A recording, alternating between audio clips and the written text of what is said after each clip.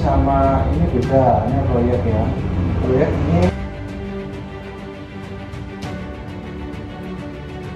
ini koleksi, ini tak beli. Tapi kalau ada yang beli ya, nah yang ini biasanya untuk pameran lukisan di sini.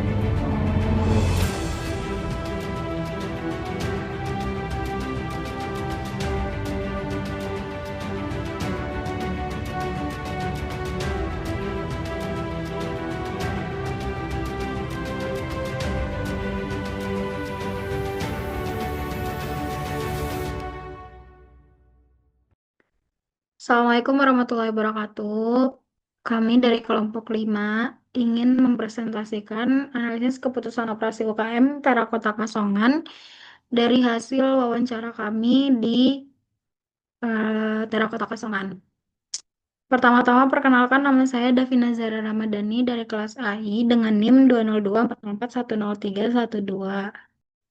Saya Wadi Dewi Nur Safitri dengan NIM 2024041030. Saya Harwinda Dia Pramesti dengan NIM 202404010340. Dan saya Danisha Putri Fatimah Zahro dengan NIM 202404110487.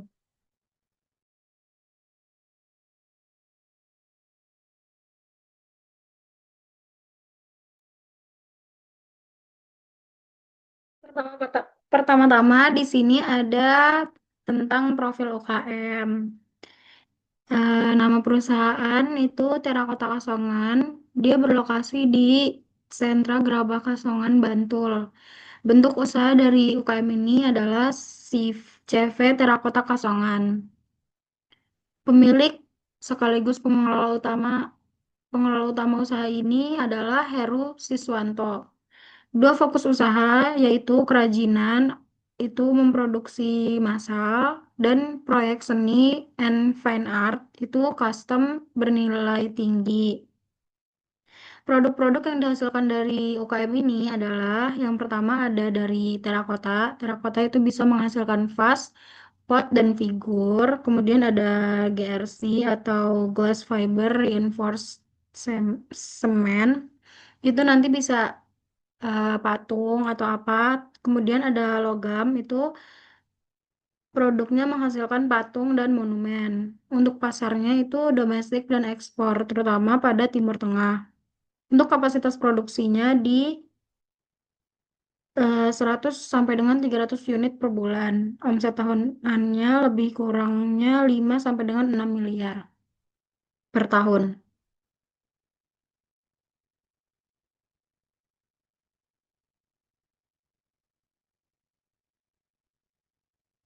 Kemudian yang pertama ada desain barang dan jasa.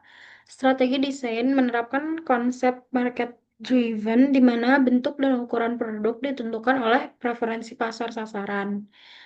Karakter produk untuk pasar Timur Tengah, desain difokuskan pada ornamen dan vas berukuran besar, sedangkan untuk proyek seni, desain bersifat eksklusif dan syarat nilai simbolik. Rekomendasi dari kami, perusahaan perlu membangun arsip desain dan katalog digital terstruktur agar komunikasi antara pemilik atau desainer dan tim produksi lebih presisi. Selanjutnya ada manajemen kualitas. Indikator mutu standar kualitas yaitu warna hasil pembakarannya, kemudian ada kepadatan material, dan tidak adanya retakan. Serta pemeriksaan kualitas dilakukan sebelum pengemasan. Analisis dan rekomendasi.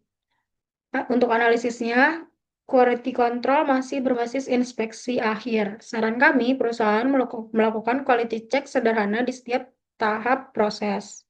Kemudian yang kedua, analisis dari kami itu ada resiko pemborosan jika cacat terdeteksi terlambat. Sehingga saran kami, perusahaan perlu menyediakan standar mutu tertulis untuk konsistensi hasil. Selanjutnya ada desain proses dan kapasitas.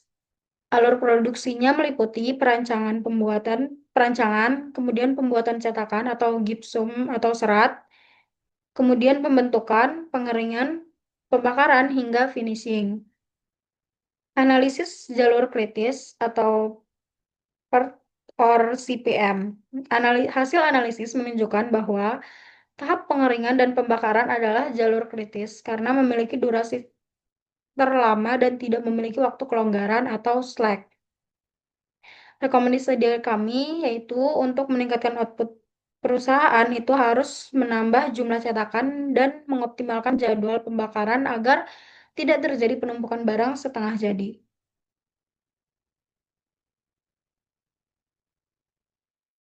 Oke, selanjutnya itu adalah strategi lokasi. Terakota itu berada di pusat klaster industri Kasongan. Selanjutnya dekat dengan pemasok bahan baku dan pengrajin dan akses mudah bagi konsumen dan proyek seni. Analisisnya efisiensi biaya dan waktu pengadaan dan juga mendukung skalabilitas produksi. Rekomendasi dari kami itu melakukan penguatan identitas lokasi melalui media sosial sehingga lebih menarik konsumen. Dan penataan visibilitas fisik seperti papan petunjuk untuk menangkap potensi pasar dari arus pejalan kaki di jalan utama Kasongan. Selanjutnya yaitu strategi tata letak. Integrasi fasilitas memadukan proses oriented layout untuk produksi dan fixed position layout untuk proyek monumen besar. Pembagian zona itu area dibagi menjadi zona produksi yang berdebu atau basah dan zona galeri atau zoning art space yang didesain untuk kenyamanan kolektor dan klien. Rekomendasi perlu zonasi lebih tegas antara area produksi dan area finishing agar debu tidak merusak kualitas tampilan akhir produk final. Selanjutnya SDM dan desain pekerjaan. Pembagian kerja berdasarkan keahlian seniman untuk desain, pengrajin untuk produksi. Yang kedua, sistem kerja fleksibel berbasis proyek. Yang ketiga, terdapat tenaga kerja tambahan ketika volume pekerjaan meningkat. Selanjutnya, skalabilitas tim memiliki tim inti 10 orang yang dapat berkembang hingga kurang lebih 25 orang pada puncak proyek besar untuk menjaga fleksibilitas biaya tenaga kerja. Analisis dan rekomendasi SDM dan desain pekerja itu spesialisasi meningkatkan kualitas produk. Yang kedua, dengan adanya pembagian keahlian sehingga dapat memungkinkan ketergantungan pada pengalaman individu. Rekomendasi dari kami itu memformulakan modul pelatihan teknik penyelesaian akhir bagi tenaga kerja proyek agar standar kualitas tetap konsisten.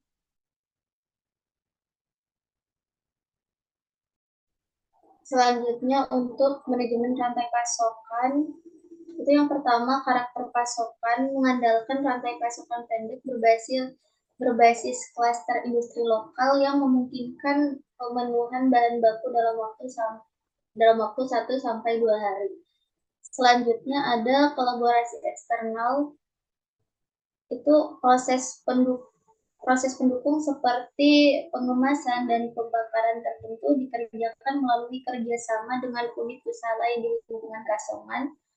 Selanjutnya untuk rekomendasi dari kami itu perlunya penyusunan Bill of Materials atau BOM formal untuk setiap produk agar perhitungan kebutuhan material lebih akurat dan tidak hanya berdasarkan estimasi.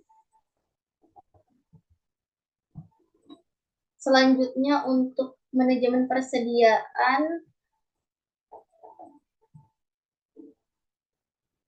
stok bahan baku disesuaikan kebutuhan. Terus yang kedua, produk jadi tidak disimpan dalam jumlah besar. Yang ketiga, fokus menekan biaya penyimpanan.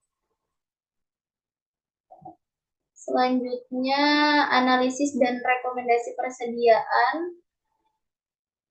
Itu untuk analisisnya, pengelolaan persediaan masih mengandalkan perkiraan berdasarkan pengalaman meskipun efisien, namun rawan kekurangan stok saat terjadi permintaan peningkatan secara mendadak. Selanjutnya rekomendasi dari kami itu safety stock untuk bahan baku utama. Yang kedua, metode perencanaan persediaan atau EOP sederhana.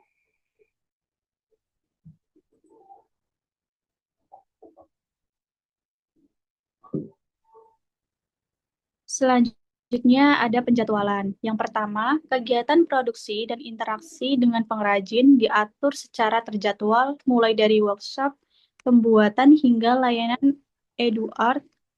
Yang kedua, penyesuaian permintaan serta jadwal kunjungan workshop yang sudah koordinasikan dengan para pemesan atau peserta kelas seni sehingga kegiatan observasi maupun wawancara berlangsung efektif dan terstruktur. Selanjutnya, analisis dan rekomendasi penjadwalan. Analisis yang pertama, sistem penjadwalan yang diterapkan masih bersifat adaptif dan berbasis kebutuhan produksi serta permintaan pasar. Rekomendasinya yang pertama, disarankan agar usaha ini mulai menerapkan perencanaan yang lebih terstruktur dan didukung data.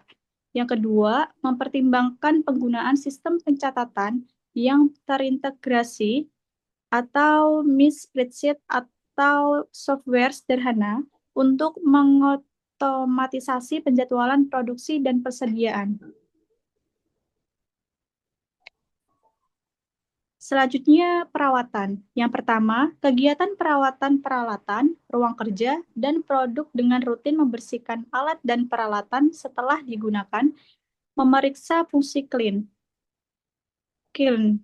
Yang kedua, memastikan area kerja bebas dari penumpukan debu dan sisa material untuk menjaga keamanan dan kualitas hasil kerajinan. Dan analisis dan rekomendasi perawatannya. Analisis yang pertama, perawatan efektif namun tidak terjadwal. Rekomendasinya, jadwal perawatan harian, mingguan, bulanan, terus pencatatan aktivitas perawatan. Selanjutnya kesimpulan. UKM Terakota Kasongan telah menerapkan 10 keputusan operasi dalam kegiatan usahanya secara nyata dan kontekstual sesuai karakter industri kreatif kerajinan.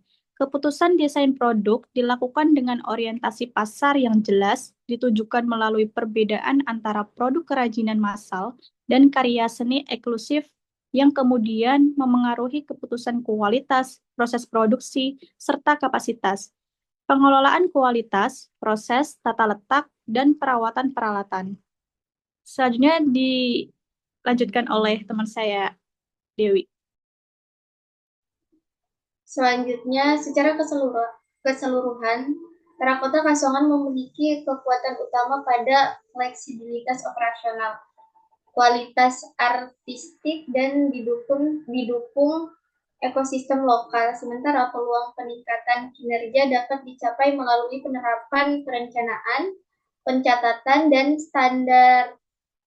standarisasi operasional sederhana, agar usaha dapat berjalan lebih efisien, konsisten, dan berkelanjutan. Mungkin sekian hasil presentasi dari kelompok kami tentang Terakota Kasongan. Lebih dan kurangnya kami mohon maaf. Terima kasih. Wassalamualaikum warahmatullahi wabarakatuh. Waalaikumsalam.